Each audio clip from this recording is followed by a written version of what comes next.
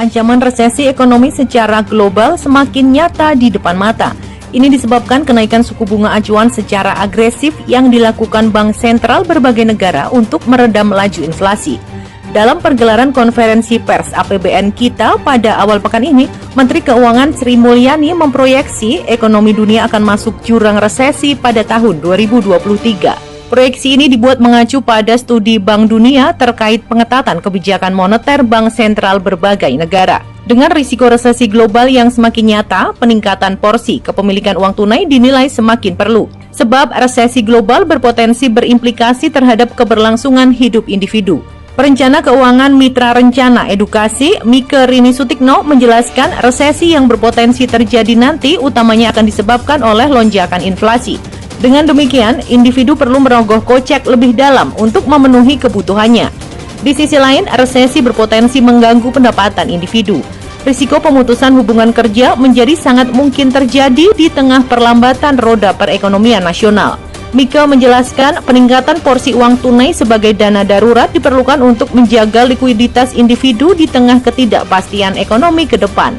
Dengan tingkat likuiditas keuangan yang baik, individu akan mampu bertahan dalam jangka waktu yang lebih lama.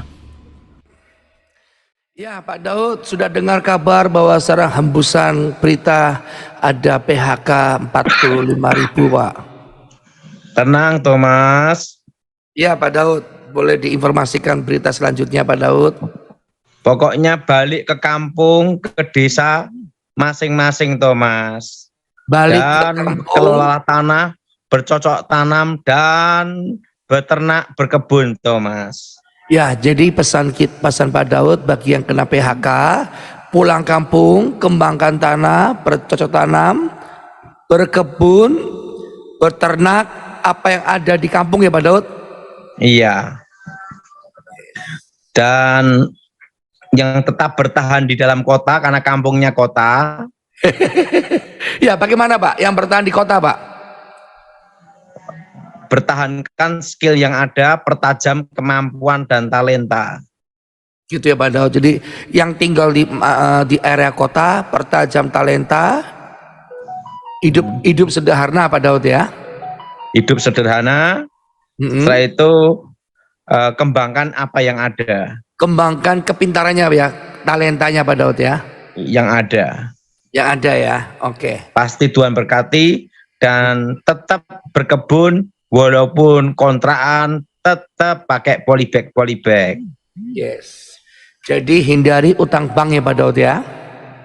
Dan hindari utang bank dan pinjaman online. Pinjol ya.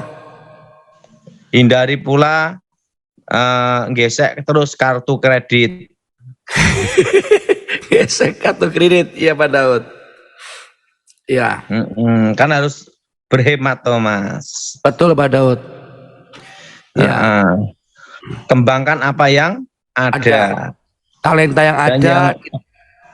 Yang misalnya kampungnya di Kalimantan, baliklah ke Kalimantan. Yes. Kalau ininya di Lampung, baliklah di Lampung. Yes Pak Daud. Apa yang ada tanah itu kelola dengan baik dan berdoa, berpikir bagaimana mengembangkan tanah itu. Siap Pak Daud. Jadi di tahun ini untuk lowong pekerjaan agak sulit ya Pak Daud ya, karena banyaknya PHK ya Pak Daud. Tenang aja, penting kembangkan, Thomas. Yes Pak Daud. Benar, Thomas? Ya Pak Daud, apalagi informasinya Pak Daud? Sekarang ini jangan takut menghadapi masa depan. Ya. Jalani aja apa yang ada, Thomas. Jalanin apa yang ada ya Pak Daud ya. Ikuti pada alurnya. Ikuti, berarti pada prinsipnya hidup takut Tuhan, hidup dalam kebenaran yang akan menuntun masa kesusahan ya Pak Daud. Untuk bertahan. Karena kondisi seperti ini 2 tahun, Thomas. Oh, 2 tahun ya Pak Daud. 3 tahun baru nanti semua baru akan mulai. Karena setelah masa transisi presiden, Thomas. Oh, berarti setelah presiden terpilih nanti 2024 setitik terang akan datang Pak Daud ya. Tahun depan itu udah setitik terang toh Mas. Tahun depan ya Pak Daud ya. Artinya ekonomi mulai bergerak. Ekonomi dagang atau ekonomi apa Pak? Pokoknya ekonomi bergerak daripada tahun-tahun yang lalu toh Mas. Karena corona semua kan berhenti toh Mas. Ya, meskipun sekarang lagi ada mutasi corona yang agak mengerikan ya Pak Daud. Sekalipun mutasi sampai 100 bila perlu sampai Optimus Prime atau Megatron, tenang aja. Atau sampai Penting tetap Ultraman. jaga prokes toh Mas. Siap Pak Daud. Iya Pak. Nah, terus bagaimana Pak perkembangan dunia nih Pak? Perang Ukraina belum selesai Pak Daud. Ada gambaran Pak Daud? Sengaja dibikin lama sama Rusia karena menguntungkan. Oh, iya Pak Daud. Kalau bisa untung kenapa jadi rugian gitu. Iya Pak Daud. Iya. Udah tenang aja toh Mas. Hidup dijalanin aja toh Mas. Iya Pak Daud. Yes. Yang jelas sekarang ini tadi ngomong-ngomong cari laki-laki normal langka toh Mas. Normal dan baik itu susah Pak Daud ya. Normal dan baik itu langka toh Mas. Ya. Dan itu perlu mujizat toh Mas. Ingat toh Mas, seperti Ya, pembicaraan kita kemarin. Ya. Corona ini sekarang gimana toh Mas katanya? Ini kan lagi ada corona tipe XXB ya, apa tuh namanya? Kemarin sudah banyak yang kena, ya bahkan ada beberapa negara yang sudah terindikasi. Kemarin ada kematian cukup besar Pak di Korea Selatan itu Pak. Pak saya mau tanya Pak, orang kalau yang ikut Halloween itu ada kutubnya nggak Pak? Kalau ikut penyembahan atau ikatan dengan mantra-mantra atau terikat kuasa gelap kan ada hubungan dengan kuasa gelap Thomas. Kalau berdandan seperti setan Pak? Yaitu kenapa tidak berdandan dengan baik? Malaikat itu baik atau kita ini dandan dengan baik? Ngapain dengan setan? Iya kurang kerjaan aja Thomas. Itu Pak Daud ya, karena kan dan itu tidak baik Thomas. Gak baik. Ada unsur Pak berdandan Halloween itu ada unsur spirit setannya nggak Pak? Ya pasti ada Thomas. Ada ya Pak Daud.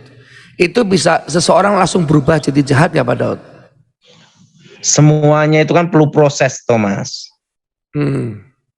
Dan tergantung pribadi orang tersebut. Gitu Pak Daud ya. Halloween kan bukan budaya Indonesia. Ya. Budaya Indonesia itu adalah sopan santun.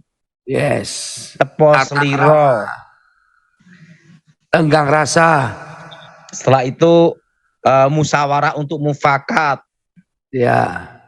Saling menolong. Kan itu budaya Indonesia Thomas. Ya. Tapi kan budaya Halloween kan lebih ngetren Pak, di mana-mana di mall, di mana-mana tuh ada Nah, hidup Halloween. ini jangan ikut ngetren. Kalau ingin hidup berhasil, Thomas, harus apa Thomas? Punya prinsip hidup. Punya prinsip hidup.